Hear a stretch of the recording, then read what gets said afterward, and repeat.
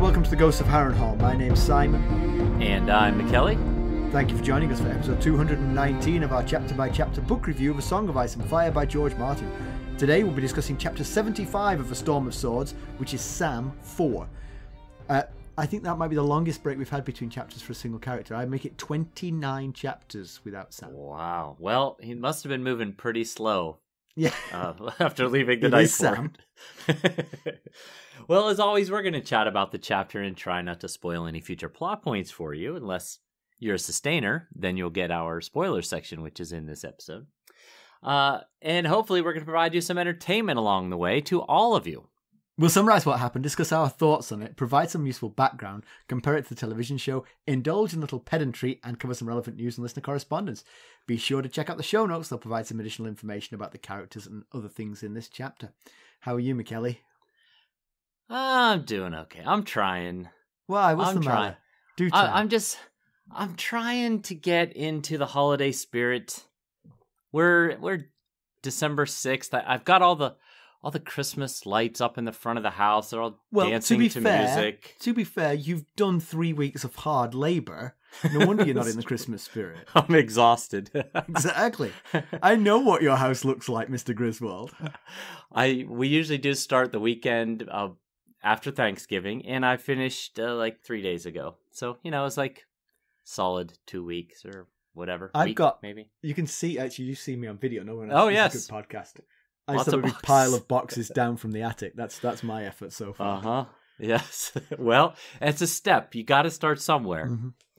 Wait, I've discovered that most of those boxes are now filled with previous year's wrapping paper because we're too cheap to use new wrapping paper, so we reuse it. And, there's boxes full of it. We're more than we could ever use in our lifetime. So when you say last year's wrapping paper, do you mean the stuff we actually used to wrap presents, or the stuff that wasn't used? Oh. Plus some left over unused, but mostly used and to be used again. So when you hand someone a gift, you say, okay, unwrap this very gently, please. I want the paper back. Yes. And also I say, where it says Joe, ignore that. It's for you. Hey, that works. Whatever works. It's the thought that counts. Exactly. And the thought didn't go into the wrapping, let's be honest. Right. Yes. Now, have you ever had a stretch of days where all the little things just seem to be conspiring against you? Yeah, I call those weeks. A day that ends in Y. I've just had this weird stretch. Well, for one thing, I know you feel very little sympathy for me when I talk about my sports franchises that I support. Not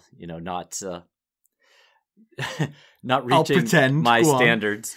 But it's just been a terrible run. Every team that I support has been just on a losing skid for the past couple weeks, so that's not helping. But, for instance, when was the last time you spilled a full cup of water? It's been a couple of weeks, but it's been weeks, not months. Okay. Well... And I have a giant cup of water, so when it goes, yes, that is a real pain.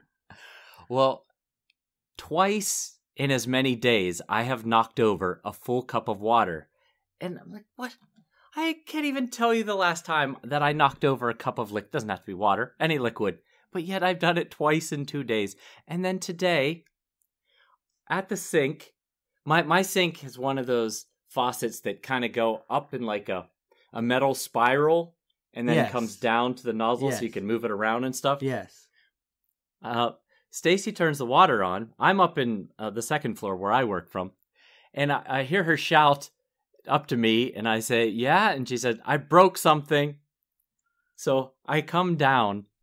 The entire faucet, the entire metal spiral that leads it to the end of the faucet has completely been dislocated from the rest of the faucet, and water was pouring everywhere. I've only ever met Dr. Stacy Banner, but whenever she's alone, she turns into the Hulk, basically. She breaks things like I've never known people break things. Yes, our listeners might recall her breaking our entire shower system. Exactly. I mean, to the point where the bathroom had to be replaced. Yes, had to in quotes. So maybe it's just water. I just, it's just like weird things keep happening that either derail what I was about to do or just like conspire against me in general. So I'm fighting that. I'm fighting that right now. So my water, I have like a 24 ounce, like a liter cup of water. Yes, and I always have it by the side of my bed. So typically when I spill a whole cup of water, it is at 3 a.m. and then I'm scrambling to mop it up. Well, that would be worse. Delirious, yes. Both of my water spills in the past 2 days have been during at least awake hours. So, a story that didn't make it to the podcast last week was about my little sister and her car, and how I think our sustainers got the extended version, so they heard it. But I'll recap for everybody. She got an electric car, and it doesn't have the range she needs for the driving that she does. Right. Essentially, that's it. And she phoned them up and complained about it. And would you believe her car dealership is letting her change cars? Wow. She's only had it for a few weeks, and they said, "Oh, clearly this was the wrong car for you." Get out. Letting her change cars. Do you remember when I got my van, that whole fiasco? When we bought a different car, and that night, that's a rhetorical question, Mackelly. Yeah, that's true. In your defense, it was 15 years ago. Children have been born and become middle teenagers in the amount of times since this story happened. But a very quick version, we bought a car. That night, Stacy says, "I hate the car. I don't want this car." So I call the next day and say, "My wife hates the car. Is there anything we can do?" And they said no. And it turned into this big, long, drawn-out fiasco, and lawsuits were threatened on both sides. And ultimately, they did let us give them our car back and get the van. And good thing it did. It worked out because we've had this van for 15 years. Yeah. But you wouldn't believe what I had to go through to get that to happen. And Lucy just calls up and they're like, "Sure, bring it back." I will say, just to give some context, because her partner her spouse is in a wheelchair, she bought the car through a organization that gets people connected with accessible cars. Okay. And it was them. They said, "Okay, this car is wrong for you. You can have a new one." So it wasn't directly the dealership. Plus, I will say that whole thing is exactly 180 degrees away from the typical American British experience. It's usually the other way around. Because in America, customers just get to walk all over the people they're buying from. And in the UK, it's the exact opposite. They are doing you a favor, and you better be grateful. Sometimes it does feel like that here in the States as well, when you get the wrong person on the wrong day anyway. Yeah. So what'd you think of my... so we've talked about our friend Dan, the one that designed our new GOH design that has been flying off the shelves on our merchandise. He also did, I think I mentioned this last week, he did family photos for my family. You did mention. And he's been giving them back to us in bunches. And today he sent out to me and my family, but also to Simon and some of our work friends, photos of... Can I mention? Yes. Yes. That text group that he sent it to is still you, me, and some phone numbers that I don't know who they are. Because of when Carson deleted all of your contacts. Exactly. Well, I can tell you who they are off air. But I now know who Dan is. If I could bother to go back and put it in, at least I would know who Dan is, because he sent all the photos. And yes, they looked really good. I mean, they looked completely professional. And you guys are a handsome family, so they were terrific photos. But go on. There's a funny part to this. There's one little gotcha in these photos. Is Dan photoshopped various hairstyles onto my bald head, and they were quite funny. Some were pretty well done. Some they were all really well done. I mean, some of them were pretty outlandish and clearly not real, but the Photoshop skills were excellent. I mean, they were. There were a couple where I was just like, And who is that young handsome man with his arm around Stacey? I was like, wait a minute. That's what he would look like 30 years ago. The Fabio hair one was probably my favorite. It was so funny. I couldn't stop laughing at it. Anyway, I'll try to remember to share a couple on our social medias for our I would definitely share the ones where you look good. The first two, basically, I thought you looked really good. Yes, one I looked rather distinguished. And one Stacey said, yeah, that's pretty much what you'd look like if you had hair. So. Anyway. That's the one with a lot of product in it, I noticed. So that's what she thinks you'd be like, theoretically. Yes, right, yeah. Well, anyway, let us get down to business. How did we leave Samwell Tarly? Last we saw of Sam directly, he, Gilly, and her baby were saved from whites by a night watch blacks wearing, elk riding, cold-handed stranger. But since then, we've seen him in a Bran chapter in which he helped Bran and co. to pass under the wall through the Black Gate of the Night Fort. Jojen knew that Bran was the person that Cold Hands was seeking, and Sam figured out who Bran was, but out of friendship to Jon, he would not betray them or reveal that they had passed through the wall. So, Mackelly, why don't we give the summary of this one? Do you have any news about summaries? I do. I have a mea culpa that I must offer to our dear friend Jenny.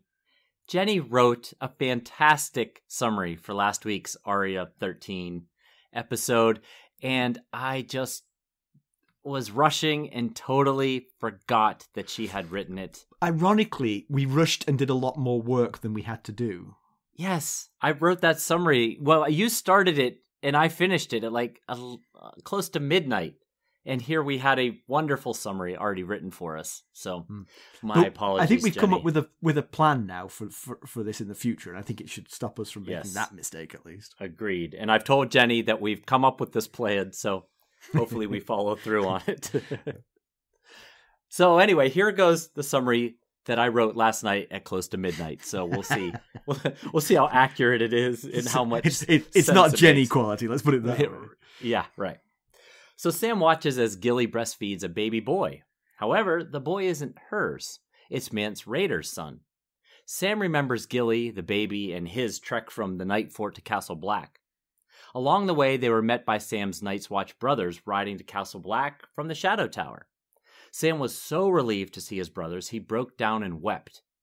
It was from these men that he learned of the battle beneath the wall and Stannis' role as savior.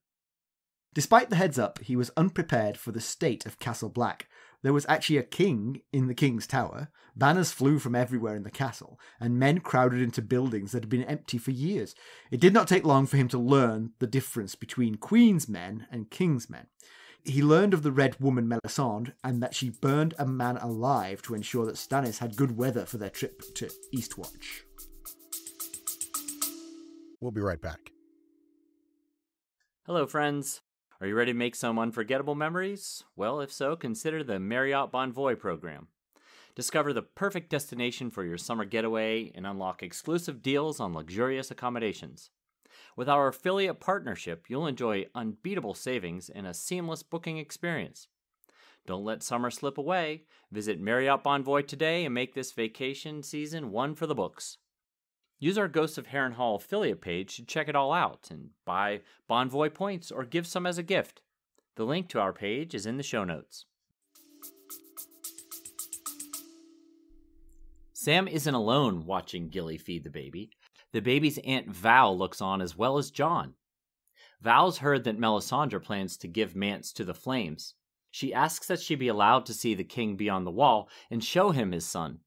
Jon is sympathetic but points out that if Mance wasn't the king's prisoner, he'd be dead already as a Night's Watch deserter. He'll ask about Mance seeing the baby, and that's about the best he can do for her. As Sam and Jon take their leave, Jon notices the squeeze Sam gives Gilly's hand. Outside, Jon asks Sam about his feelings for Gilly. He admits she's a good, kind person, but knows there's no future for them. He tells Jon that he's considering sending Gilly and the baby to Horn Hill with a letter telling his mother that the baby is his bastard. Sam's, not Jon's. That would be roping Jon into a plan that he had no... Jon sees merit in that plan, as long as the boy proves to have fighting prowess to impress Lord Randall. The men stop before going their separate ways.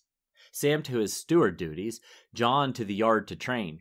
Jon's been working with the younger recruits, since Alistair Thorne has not returned to such duties. It's really all Jon's allowed to do. Bowen Marsh removed him from duty, fearing Jon as a turncloak. Sam reassures Jon that it's only Thorne's friends who believe that. Unfortunately, one such friend is Janos Slynt, who's been climbing up the vote tally for the next Lord Commander. Slynt is still running well behind Dennis Mallister and Cotter Pike, but Jon insists that Slynt has been making significant strides for days. He tells Sam he doesn't even dream of Ghost anymore. Instead, he dreams of Robb and his father, but he's separated from them by a wall. It nearly kills Sam to not tell Jon about Bran being alive, but he thrice swore a vow of secrecy before leaving the Night Fort, so he holds his tongue. Did you like how I put thrice in there for you? Uh-huh. After dinner, the men prepare for the next Lord Commander vote. Bowen Marsh announces he's withdrawing his candidacy and supports Slynt. When the voting ends and the men filter out of the hall, Sam, Clydas, and Maester Aemon count up the results. Mallister and Pike still hold first and second place, but both lost ground to Slynt, who gained more ground with Marsh's backing. That night, Sam talks to Pip and Gren about the vote. Sam sees that if Pike and Mallister could choose between themselves one candidate, that man would have nearly 2/3 of the votes required to be named Lord Commander. The boys point out that those two guys dislike each other, so one backing down in support of the other is unlikely. Sam knows both men care about the well-being of the Night's Watch and only differ on ideas for what's best for the organisation. Sam would talk to them and make them see this, if only he wasn't so craven. Now, you often tell me that the last sentence of a chapter is very portentous, but I didn't feel that that particular one was. I mean, just Sam feeling a bit nervous about going to see his superiors and asking one of them to step down in the vote for Lord Commander. I guess we'll see. Do. Yes, I do often say that, and I thought the same thing when I got to the end of this chapter. I thought, that's it? Yeah. Now, I will say... Who knows? Maybe they'll draw their swords on him. What? I will say, when we get to the very end of this episode, I will give a conjecture as to why I think this might be, but I'm going to save it till the very end. Exciting.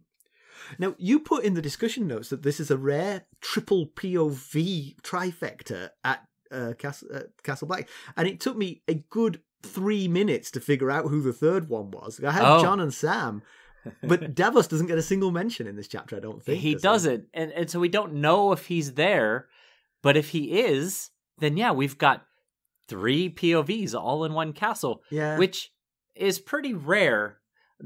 Apart from King's Landing, perhaps. I mean, yeah, the last was King's Landing before Ned died, when we had Ned, Arya, and Sansa. No. Because Tyrion wasn't there yet before Ned died. Surely there was at least one chapter when Tyrion and Sansa and one other? It was after Ned died. It was, remember, Tywin sent Tyrion down there to rule because Ned had been beheaded instead of sent to the Night's Watch. I suppose you could argue that the Battle of the Blackwater... We had Davos and Tyrion and Sansa was still around. Yes. But they weren't really in the same place. It's a stretch. Right. I thought about that one, but I discounted Davos as not being, with them. Now, the most that I can recall was the early days at Winterfell in Game of Thrones, when we had basically all the Starks and Tyrion, We had Ned, Cat, Jon, Arya, Bran. Sansa didn't get her first POV until they had left Winterfell, I believe. Okay. But, but hey, once a POV character, always a POV character, so she counts. In that case, we got Theon was there as well, so we had basically everybody, except for Daenerys. Yes. It is nice that Sam, Jon, and Ed and Gren and Pip are all reunited. That's that's sweet for them. The chances of them all being reunited were pretty small when they were north of the wall. Yes. It's each one of them likely should have died. I think except for Pip. I think Pip stayed behind. I think Pip did stay behind, But all the rest of them, they're very lucky that all of them survived. Yeah. Now, Sam and Gilly, they trek from the Night Fort to Castle Black, but they get rescued along the way by Night's Watch brothers. But Sam says, well, he thinks to himself, so he's saying to us, that they traveled from the Night Fort to Deep Lake and from Deep Lake to Queensgate. So basically what happened is the Night Fort to Queensgate goes Night Fort, Deep Lake, Queensgate, Castle Black. So they were rescued one castle before making it back to Castle Black. So, if they had just hung out in the Night Fort a little longer, they would have had to do less walking, I guess, That's ultimately. True. Although the riders might have ridden past while they were asleep, Yes, that would have been a problem. So the news is that Mance is for the flames. Now, we know that Melasandre likes to burn stuff, in particular people who claim to have royal blood. Yes, she does. It's hard to imagine. I can certainly imagine Sam turning a blind eye to this because Sam is craven enough to squelch anything down. But Jon Snow can't be too thrilled with that. But the other question I have about it, I mean, so we'll see how Jon reacts to that. But the question I have is, to what end? I mean, what do Stannis and Melisandre want here? I mean, are they going to make the wall grow taller? I mean...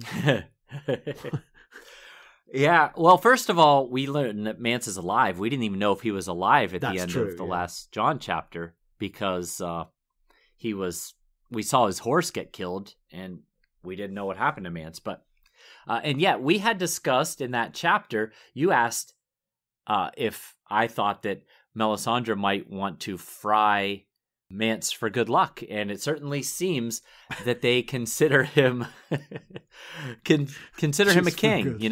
That was the thing. Like, would they consider a wildling king to be actually a king? And he has united the huge wildling community under his leadership more than Stannis has at the moment. That's for sure. So, but the thing is, again, with the burning of the king's blood, it has power. But it seems to have remote power. It seems to be able to do things at a remote. What Stannis really needs, because again, if he killed Tommen with Mance's blood, then Myrcella would become queen. And he'd be back to square one. He'd have to find another king to throw on the pyre to kill her. It doesn't help. There's always one more to replace that you got rid of. He needs to take the Iron Throne. He needs men at arms, and he needs direction and purpose, and I'm not sure how burning Mance helps with any of that, really. Well, I was thinking about that too, and I was wondering, they wanted to burn Edric Storm because Melisandre promised that burning Edric would wake the stone dragons. Will burning Mance wake the stone dragons? Because she had been taking, just drips and drabs off of him through leeches, through Edric, that is, through leeches, and she wanted to burn his whole being in order to release the stone dragons. Well, this is a whole king. Will that do it? The one thing is that what they're thinking? If the stone dragons were not metaphorical but literal, they might wake up on Dragonstone and wonder what they're supposed to do. Yes. the Castellan on Dragonstone will be like, oh, I didn't get instructions for this. Send a raven to the north quickly. I was told to take the garbage out every Tuesday. Nothing about dragons. Feed the fish. That's funny. But maybe therefore the plan is to take Mance back to Dragonstone, if it is a literal thing. Oh yeah, that could be. There's some sense to that. Now Val has heard that Mance is to be fed to the fire, and she wants Mance to see his son before this happens. That's her request, and Jon says, I'll see what I can do. That's the best I can offer you. Yeah. Do we get an explanation of why Gilly is nursing the baby? So worried about because she's talking to Val, and in my mind I was like, oh, Val's the mother, but that's not true. Dalla is the mother, right? Val is Dalla's sister. Yes, right. So there's no sign of Dalla, which she might be recovering from giving birth in a field at -20 Fahrenheit. But I'm worried that she might not have come through, and nobody even bothered to mention because she's just a wildling. Yes. you're right. It is not explicitly stated, but there is no mention or sign of Dalla. So, as you say, either she's recovering, maybe under the care of Maester Aemon, or she didn't survive. Yeah, but still, I mean, there's a reason to breastfeed from the mother if she is recovering. I mean, the milk needs to flow to keep flowing for later, and so I'm worried. Yes, me too. So, Jon, not the midwife we hoped he was. By the way, actually, the whole first page of this chapter is people watching Gilly breastfeeding. It is, yes. Sam was not alone watching Gilly breastfeed. There was a whole crowd of Night's Watch brothers who didn't get to see this kind of thing very often. It reminded me, I don't know if I've mentioned this to you, but I have an unerring ability to find breastfeeding. It happens to me. I walk into breastfeeding all the time. And I don't know if it's just, I mean, I promise it's not perversion. It is cluelessness and I think slightly dodgy eyesight. Like I see a lady that I know and I walk towards her and I get like within 4 feet and then no. Oh no. Yeah, that's awkward. That all the makes time. For an awkward scene. All the time. It must have happened 25 times in my life. It is incredible how often. Oh. Whenever we see someone breastfeeding, Carson says, "Yeah, well, happened again." That is something. Yeah, I can see how eyesight might play a role in that. Yeah, I mean, I see a person like I might know that person, and I walk towards them, and then it seems like I'm just coming to have a look. Right, sure. It's not good. Embarrassing. No. So we learn that Stannis left Selyse, his wife, at Eastwatch. So he brought her across the water, but then left her at Eastwatch. But did bring Melasandre with him to Castle Black. Uh-huh. Right. Now, a lot of the second half of that is to do with what happened on the Battle of the Blackwater, because he blames her absence for why it all went pear-shaped. For sure. But bringing Selyse halfway and then leaving her feels a little, I don't know. Selyse is very devout. She probably doesn't think about the fact that Stannis might be into Melisandre, and doesn't think, and probably thinks it's good that she is, spending time with her husband. But it feels a little cruel to leave her, especially Eastwatch. It sounds god-awful there. Well, that's why I put interesting in quotes there, because I wondered how Selyse feels about the Stannis-Melisandre relationship. Is she cool with their close relationship? Is there a natural sense of jealousy that these two spend so much time together and she's left out in this instance here? You've got to imagine there's a human jealousy, but perhaps it's swamped by the sort of religious devotion. Right. That could very well be. She is just his priestess. I don't care if they spend time together. Right. And could something extramarital be going on with Stannis and Melisandre? He doesn't seem the type. He's such a rigid rule follower, and we know he tried to outlaw brothels in King's Landing, so it feels like he's got a very strong sense of values. Yeah. We'll be right back. This episode is sponsored by Audible. To get a free audiobook, or 2 if you're an Amazon Prime member, go to our exclusive URL, audibletrial.com/ghostsharrenhal. You can find the link in our show notes. I don't know. I remember what Carice Van Houten, whatever she was called, looked like in Game of Thrones, and so it seems very plausible to me that he is. Yes. Well, yes. And I'm pretty sure they describe her as quite beautiful in this story as well. So, there is that. Stannis, for all his rigidness and all his standing for justice and doing the right thing, he is still a human. Yes. When it boils down to it, and susceptible to hormones and emotions and such. Yes. All right. So I think it's quite the idea of Sam's to send Gilly and the baby to Horn Hill to be raised by the Tarlys as Sam's bastard. There's a couple of things going for it. One is safety for Gilly and the baby. Definitely a good idea. The other one is that subtle, like, hey, Dad, see what I did? Yes, kind of. Yeah, he kind of mentions that he thinks his dad might actually be proud of him. Exactly. He would. Randall would be like, what? He doesn't look anything like me. I deny it. That is a fear. When he grows up to be a roistering, womanizing, fighting monster like Craster, he's gonna be like, that is not Sam's kid. I'm sorry. Let's hope that the nurture helps that over the nature. But, basically, I felt like there were two elements to this idea that Sam has here.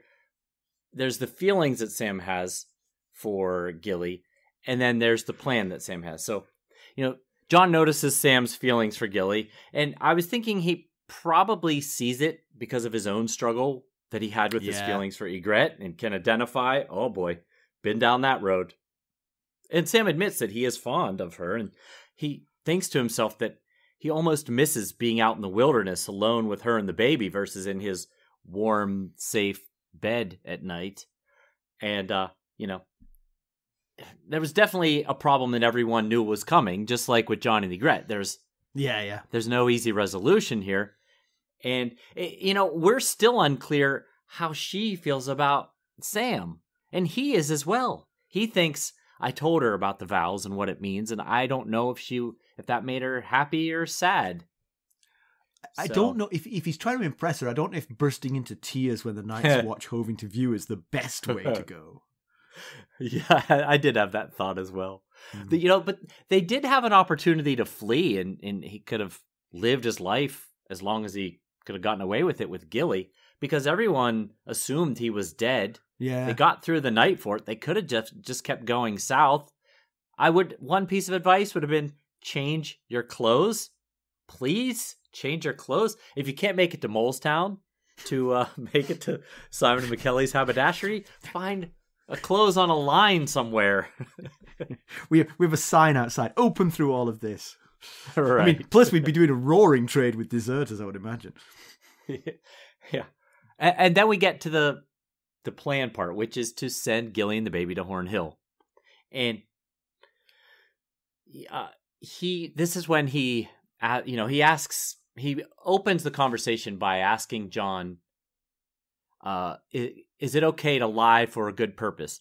And when he said that, I thought he was trying to absolve himself from not telling Jon that Bran was still alive. Oh, interesting. Yeah. That's where I thought he was going with that. Maybe there was a little double meaning there, actually. Maybe, yeah. But the plan it's not ideal because he still loses her, but at least he can feel secure in the thought that she will be safe and happy. He's somewhere. a sworn brother of the Night's Watch, Mackelly. Right. He's already lost her. He lost her before he ever met her when he took those vows. Yes, he did. It will be so important for Gilly to never stray from the story, though, because I would very much fear for her fate. Apart from the fact, by the time he's like 10 years old, he's clearly going to be Randall's favorite grandchild. Maybe, yeah. At that point, he won't care. Although I do say, they're worried about how Randall will react, and I find it totally understandable because I myself have some mixed feelings about subjecting Gilly and the baby to that man's authority, based on the stories we've heard of how he treated Sam. This is Gilly, daughter, wife of Craster. Well, yes. Gilly probably be all right. Gilly's a tough cookie. She'll be all right. Yeah. Well, but what they don't know is that Randall is currently in Maidenpool on the far side of Westeros. So who knows how long he'll be tied up in that situation. You posed the question with how much Kat resented Jon. Why did she never send him to Squire? Given that it's clearly possible for people. I mean, they are theorizing that a bastard would be welcomed and allowed to Squire. Yes. I wonder if that's a Ned thing. I wonder if that's wanting Jon close. Uh-huh. Yeah. Yeah, Jon says to Sam when Sam proposes the idea that it's not unknown for bastards to squire and be raised to knighthood. And that's when I had that thought. We know the torment that Jon suffered because of Kat's resentment of him. And yes, I think it is, a lot of it is what you said. It's understandable to want your son near you, but on the other hand, it's also bordering on cruel to subject him to Kat's treatment his whole life. So, yeah, it seemed that based on some of the conversations we'd heard Ned have, it seemed that he wanted Jon to help Robb run Winterfell whenever Robb took over. Kind of be his hand of the king, hand of the Lord. Just while we're talking about that, it does make me wonder if Ned ever considered sending Robb and Jon off to be fostered somewhere else. Right, he was, yeah. Not for a specific reason, I don't think, other than to get life experience. River Run could have been interesting for them. And he was the second son when he was sent off to Squire, so maybe true. that has something to do with it. But Jon is a second son, he's not the heir, so he could have been sent off. Yeah. One thing I wanted to mention about Melisandre way back a little bit ago when we were talking about her is that Gren said to Sam that Melisandre burned a man alive so that Stannis would have favorable winds for their trip to Eastwatch, and there was no indication of who the man was, or even if the story was true, because it was coming from Gren. But Alistair Florent was still locked up in Dragonstone last we heard. And there's a bit of irony here, because Gren is telling Sam this information, and Alistair Florent is Sam's grandfather.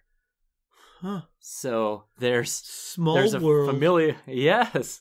Now, we don't know who it is, but it's there was someone in the dungeons. Yeah, so. when you started saying that, I couldn't remember whether it was Alistair or Axel, but I remembered the Florent in the dungeons was probably the most likely candidate for that.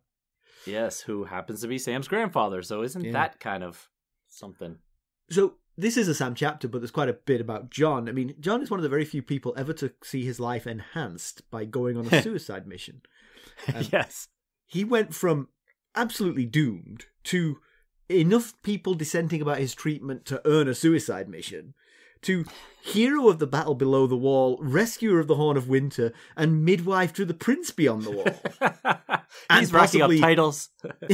And possibly grave digger to the queen beyond the wall as well. Perhaps. Yeah.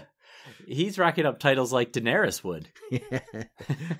I gave him most of those. He probably isn't actually claiming them.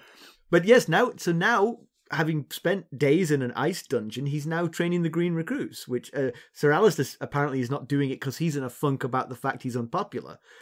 He should perhaps think about his actions, Right, yeah, but maybe there's a cause and effect here, Take a moment and ponder that. Yeah, a lot of it's because Jon's not allowed to do anything else. Yeah, and what's strange to me about that, by the way, is that Bowen Marsh is head of the stewards, right? Right, yeah. So he's preventing Lord Jon Stewart. from doing his duties of emptying chamber pots and banishing him to training the recruits. It seems like that's kind of an upgrade on what Jon was doing.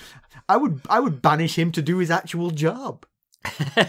Right. He's in a pickle because he was Lord Commander, Jeor Mormont's steward. He is not the Lord Commander anymore, so Jon needs a new role as it is. Yeah. So Slynt and Thorne have been spreading rumors that Jon was in league with Mance, and that's why Mance wasn't killed, which of course is nonsense. He went out to fight in a battle and wasn't killed.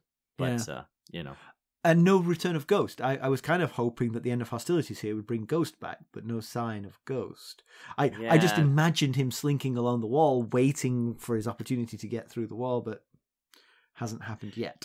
Yeah, we conjectured before that maybe the wall, the magic that's in the wall was preventing them, being able to connect.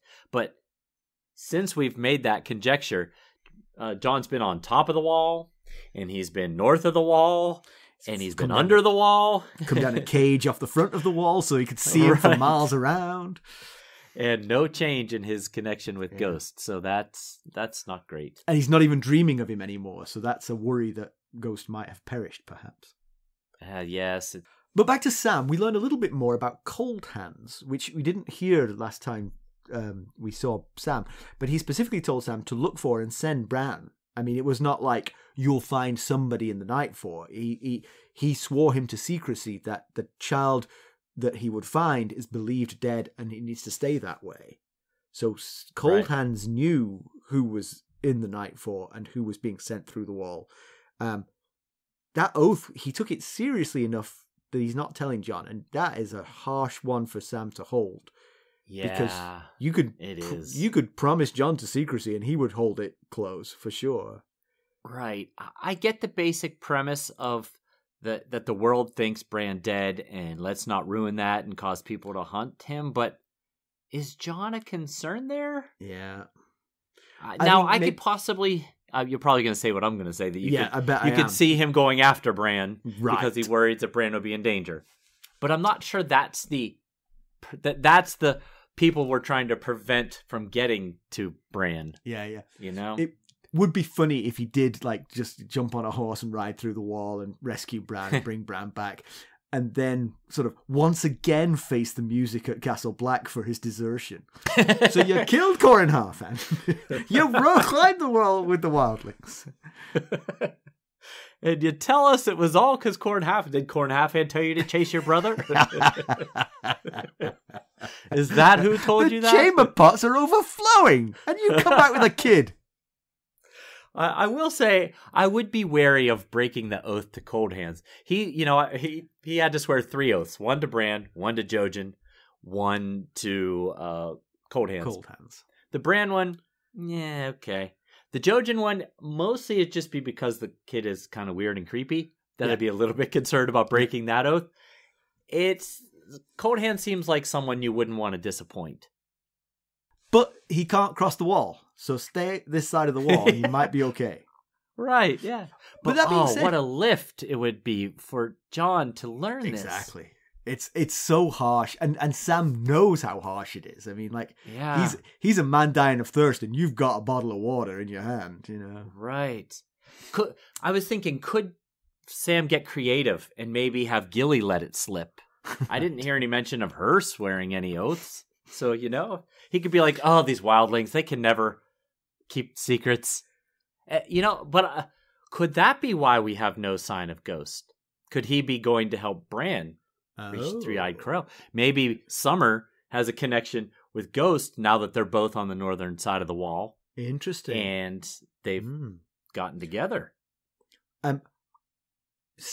Cold Hands even knew that Bran was supposed to be dead, which is... How does he get that piece of information? I mean, that's gossip in the north, but when I say the north, I mean the south. The south of the wall north. Exactly, yeah. But that got across the wall to Cold Hands, and it didn't seem like... I guess he's some kind of warg abilities, right? Because, I mean, he rides an elk, and he has ravens that work to his behest as well. Yes. He must be getting that information from the Three-Eyed Crow, because... he knew for some reason to go to the Night Fort and pick up Bran and company. So, maybe he's being sent by the Three-Eyed Crow, and the Three-Eyed Crow gave him that information. So, Jon seems to be temporarily reprieved from the hanging that seemed imminent. But if Slynt is climbing the poles and might become the Lord Commander, presumably Stannis isn't going to stay there forever. Does mean that Jon's reprieve might only be temporary. Yeah. That's true. I hadn't really thought about it from that aspect. Yeah, that if Slynt becomes Lord Commander, that would be really bad for Jon. It would be best if that happened. It would be best if Jon transfers to a different castle. If he can, which Slynt might allow, because I think Slynt is vindictive and nasty, but probably doesn't want to actually murder him, but wouldn't want him under his feet as a constant reminder of Ned Stark. Could be, yeah. We do see during dinner, before the vote, we see Slynt and Thorne working the room with Bowen Marsh and Othel Yarwick. Both former candidates with a following. Right. So, I will say, the voting system that they describe here, so I'll tell you the voting system real quick. Basically, they have like cauldrons behind a heavy curtain, and each brother takes a token and drops it into the bucket that's designated for that, for that candidate. And on top of that, though, you can drop tokens in for friends or entire garrisons like Melasandre and Pike are doing. And a person seems like they could very easily pull tokens from one pot and place it in another pot. And who's to say that who's to say all the men from the Shadow Tower in Eastwatch want to vote for their commander? Well, true. I have a theory about that, though. They make the buckets very deep, so you'd actually hear them struggling to clamber in to get the tokens out. That must be it. Only like Small Paul would have been able to successfully do it. So Sam, while he's thinking about Bran, mentions that Bran is going to seek the three-eyed crow. Now he heard that from Bran. He may have also heard it from Coldhands, but we know he heard it from Bran because we witnessed that. But does Sam have any understanding of what that means? Has that been explained to Sam, or is he just regurgitating words that he's heard? I can't imagine he has any idea what Bran's talking about. I think I didn't reread the chapter, but I think I recall from that chapter, the Bran chapter in the Shadow Tower, in the Night Fort, Bran talking like Sam knew what he was going on about and thinking, boy, I bet Sam has no idea what Bran's going on about right now. Yeah. So, the first round of voting that happened before the chapter joined, with Melasandre was at 213 and Pike at 187, with Slynt trailing quite far behind at 74. But the vote that happens on camera here, Melasandre drops 10 to 203, Pike drops almost 20 to 169, and Slynt jumps from 74 to 137, mostly because of Bowen Marsh's votes, which we get 49 votes for Bowen Marsh transferred over to Slynt. So he's still in third place, but he is clearly closing the gap. And if Melasandre and Pike keep fighting, you can kind of imagine that the leftover votes might come Slynt's way. And eventually, if one of those drops out, they might drop out in favour of Slynt, which it seems terribly short-sighted. I don't know how much they hate each other, but they both know the Night's Watch, and Slynt doesn't. That is it, right? That's the issue, is that Slynt doesn't have a clue what's going on up here. He's been here for a hot minute.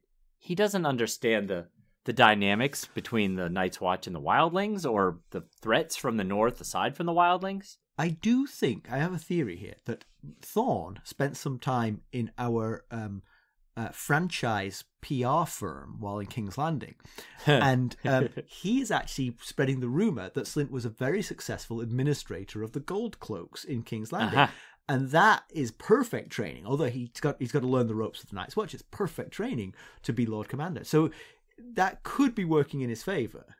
It could paper over a lot of the cracks of his application, anyway. I guess so. That seems to be what's happening. Is I've been a commander of a large group before, and I can do it here. Right. Situation. Right. And I have experience. Being an administrator of, and particularly because the Night's Watch and the Gold Cloaks are somewhat similar in that they are a force that has a sort of like a purview of, keeping the peace and law and order. They're not an army per se. Right. But, yeah. Still, he seems like a terrible choice. Yes, he really does. And I'm sure, when you first meet him, he can probably, turn on some sort of charm or something and smooth you into thinking this guy knows what he's talking about. But if you spend any time with him, you'll realize he's not what you want to be the leader of the Night's Watch.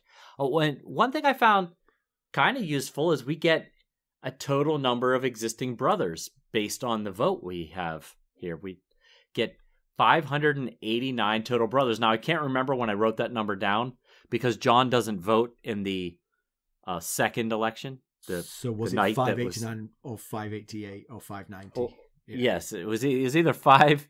Yeah, it was one of those. 588 between that and 590. So somewhere around there. But that's kind of useful. We've had a lot of loss in the Night's Watch. And so it's kind of hard to know exactly where the numbers stand. So we're somewhere around 590, which is not great. And so, as we mentioned, the chapter closes with Sam thinking about talking to his superiors about working together on a succession plan to their benefit and to keep Slynt out of power. But he has to gird his loins to do it, and that's a difficult task for Sam, so he may or may not do it. Again, I think it feels a little flat, but you said you've got a spoiler. Well, it's just an idea of why it might have ended the way that it did. Okay. But I think Sam's idea is smart, to try and convince Melasandre and Pike to just pick one of the two and back the other. But it feels like you might as well ask Jonas Bracken to throw a birthday party for Titus Blackwood. You know, the Melasandre's worst enemies are the Ironborn, of which Cotter Pike is. So, but you're supposed to put that old house disputes behind when you join the Night's Watch. You're brothers now, right? So hopefully they can come to some sort of agreement here.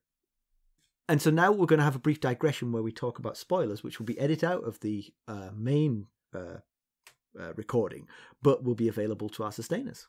So think about joining if you want to hear this. All right. Do you have some background for us?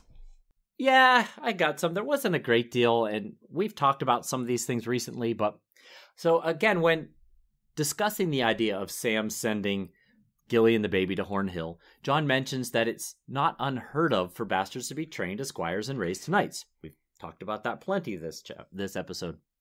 And there are plenty of examples throughout history to support it. One such example we just talked about back in Davos 6 of this book. You might recall Roland Storm, aka the Bastard of Nightsong.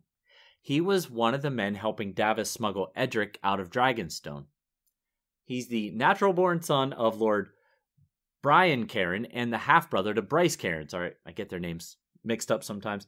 Anyway, Bryce Cairn, his brother, was the late Lord of Nightsong, who became Lord after their father died. You might remember that he led the rear guard that allowed Stannis to successfully retreat after the debacle that was the Battle of the Blackwater. So Jon's right. Being a bastard might not allow a man to become the lord of his castle. However, if he's handy with a sword or lance, he can build a reputation of his own and earn the respect of others in the realm. Of course, some bastards can go the other way as well. You might recall Daemon I Blackfire, born Daemon Waters, the bastard son of King Aegon IV and Aegon's cousin Dana. Daemon was legitimized on King Aegon's deathbed, and he and his line continued to be a thorn in the legitimate Targaryens' collective sides for generations. That said, Daemon was the youngest man to ever receive knighthood at the ripe old age of 12. So again, a bastard can definitely reach knighthood, even at the age of 12. Although I will say, he was knighted by his father, so possibly there was some nepotism involved there. Yeah. All right, comparison with the television show. I've been holding off on this for a long time, but Sam and Gilly were back at Castle Black much earlier in the TV show. They were present for the entire battle with the wildlings. In fact, Janos Slynt bumped into Gilly when he was finding a broom closet in which to hide during the heat of the battle. Oh, okay. Which is kind of a funny scene. Yes. After the battle, Jon recommends to Stannis that he burn all the dead, because he knows what will happen. Maester Aemon says a few nice words over the dead Night's Watch brothers. Gren took the role of Donal Noy in the battle, and so he's one of the corpses on the pyre. Oh, okay. Oh, we lose Gren there. I didn't realize we lost Gren there. Selyse and Shireen are present. They watch on as the dead brothers are burned. Jon gets his first view of Melisandre through the flames, kind of like a bit of imagery. Okay. Jon visits both Tormund and Mance in captivity. The former assures Jon that Ygritte loved him. Because Cold Hands was basically dropped, Sam is able to confide in Jon that he saw Bran. Oh, wow. I'd forgotten all about that. Okay. Yeah. There is no Val, Dalla, or Mance's baby, as that I remember. I haven't found them yet. Okay, Pedantry Corner. I've got some this week. As Sam rode along the wall and got found by the Night's Watch brothers, there is a sentence which reads that he was, well, part of it reads, he was always within sight of the wall. That might be the most redundant thing that George Martin ever wrote. assuming that the planet is about the size of planet Earth, you'd have to be more than 40 miles south of the wall to not be able to see it. Of course they were within sight of the wall. You'd have to be riding with Jon and steering the wildling rangers that went like 100 miles south of the wall. That's what they were doing. I've realised now. They just wanted to get out of sight. Let's just ride until we're out of sight of the wall. Right. Then we'll know we've gone far enough. 4 days later. I suppose on a foggy day, you might not be able to see it from any distance, but I mean... Well, yeah. Still. I take your point, yes. It's good to have you back. We've missed your pedantic self. News and notes. I've got one off the cuff here, actually. We were talking about Spotify Wrapped last week, yes? Yes. And thanks again to all our listeners for posting their Spotify Wrapped. It's very funny. It's really thrilling to see them, actually. I'm very happy about all of those. What made me laugh about that since then is that Jimmy Kimmel, who's a late night comedian here, he talked about his Spotify Wrapped. I don't know if you saw this, but he was saying his Spotify Wrapped was kind of like it was the music part, and he said it was very sobering to see his musical choices for the year. He said it really aged him to see what he listens to. He said, if I'd shown my Spotify Wrapped to my pharmacist, they would have given me Lipitor without prescription. Which made me smile. Wouldn't it have been something if we were on Jimmy Kimmel's Wrapped? Yeah, that's right. He turns his phone round and there's the Raven. And in GOH news, we're going to take a couple weeks off at the end of the year for the holidays. Haven't exactly worked it out yet, but there will be a week or two break where you won't hear us blather on. Yeah, there's 200 plus episodes to choose from. Go back and listen. Go back and listen to what Stacey did to that bathroom. Yeah, that's right. That is still one of my favorite episodes. I crack up about that one. And of course, one of those weeks, we will put out our 2023 outtakes episode, which is really long right now. I've got to go through and shorten it. It's like into the teens of minutes, I believe, of outtakes. Yeah. So that's all I've got. Not a whole lot in news and notes this week.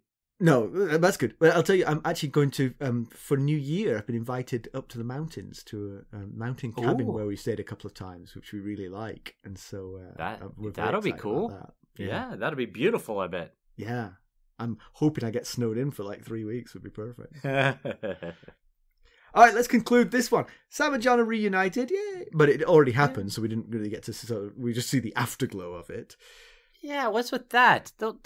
Doesn't Martin think we would have liked to have seen that, or at least been given the image from Our a feelings flashback? Are not top of his agenda, just so you know. I guess not. And the fact that Jon is such a low right now, I think Sam kind of says, yeah, he said, you did good, Sam. You made it back with Gilly and the baby. Good job. That was about it. Gilly helping Val tend to Dalla and Mance's baby is a nice touch. But we do worry about Dalla's future. We do. We definitely do. Where she is. And Melasandre has claimed Mance as hers, I think, is what's going on there. We were discussing why burn Mance. What are you going to gain from it? If Stannis is here in the north to fight the Great Other, then maybe a whole body of a king's blood might go a long way to help with that particular fight. True. Absolutely true. And maybe the way it will do that is by waking the stone dragons, as Edric Storm's blood was promised to do. Right. I do wonder if Jon will have something to say about this. He's not one to bite his tongue when he sees a wrong about to be committed.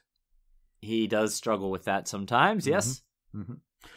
Sam's still not sure what to do about Gilly and the baby. The idea of sending them to Horn Hill might have some legs.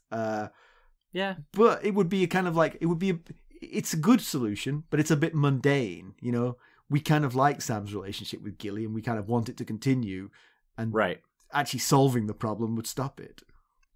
Yeah, we're kind of torn there as readers of the story, because we like seeing them together, but she can't just hang out at Castle Black forever. Yes. So in order to resolve it, the best way to do it, that's certainly an option as one of the best ways to make this work. And Dolorous Ed survived, and we're very happy about that. I always have a special moment whenever we mention Syrio Forel or Dolorous Ed, because they're the two cameos who've thanked us, So I always picture them sort of saying they are, yes. And his story about Wat of Long Lake was quite funny. We don't really have time to go into it. Well, I guess he's talking about how he didn't win the arrow contest. Remember, they had that's right, stuffed brothers of the Night's Watch, and he had been leading with the most arrows until the last day when Wat of Long Lake got like 4 or something and ended up winning. And Ed tells this story about how, I never win anything, but the gods always shine on Wat of Long Lake. When he got knocked off the Bridge of Skulls, he landed in a deep pool of water, entirely missing all the rocks on the way down. And Gren was like, so did it save his life? And he said, oh no, he was dead from the axe in his head, but still lucky for missing all those rocks. Oh, funny story. Ed is good. Yes. No sign of Ghost. We do worry about Ghost, but I like your idea. Maybe he's gone looking for Summer and Bran. Yeah, maybe he figures, well, Bran needs me right now more than you do, John. So, and it won't be good if Slynt wins. No. The Lord Commander ship here. No. Yeah, Sam needs to go sort that out. Yeah, Slynt's just totally unprepared for what's coming and how to deal with the wildling situation. And yeah, one thing we know about Slynt's time, and probably these brothers don't know, although a lot of them might, because a lot of them were probably prisoners in King's Landing at some point. So they might be aware of just how corrupt the Gold Cloaks were under Slynt's watch, and it's very possible that the Night's Watch would follow suit in that very true. situation. You remember the theme music to Game of Thrones, the models of the various locations? Yes. And then it would swing to the next one, sort of like across the narrow sea to Essos kind of thing. And taking in 10,000 miles in one sweep. That's what we're going to do next week, right? We're coming from all the way from Assam to who have we got next week? I was wondering where you were going with that. We're going about 10 feet. Okay. Jon, you say? Oh, yeah, he's right. Yes. And I promised to mention why I thought Sam's ending of Sam's chapter was kind of Actually underwhelming. Okay. And I think it's underwhelming because it's only part 1 of the story. I see. I get it now. All right. We're looking at the first half of Sam, and now the next chapter will be Jon, kind of dealing with the same stuff. So I think that could be why it was intentionally flat. All right. There's 4 ways that you can help us. You could leave us a 5-star rating and a positive review. You could buy some merchandise, including the new design, at ghostsofharrenhal.threadless.com. You could buy us a cup of Arbor Gold at buymeacoffee.com/ghostsharrenhal, or become a sustainer there to keep us going on an ongoing basis. Or just donate directly to our cause through our website, ghostsofharrenhal.buzzsprout.com. And if you're looking for more ways to interact with us, keep up on the latest Ghosts of Harrenhal news and information, you can always go out and follow us on our social medias. We're on Twitter at Ghosts Harrenhal. We're on Facebook, Instagram, Discord, and YouTube. Thanks for listening. Thanks. Bye. Bye.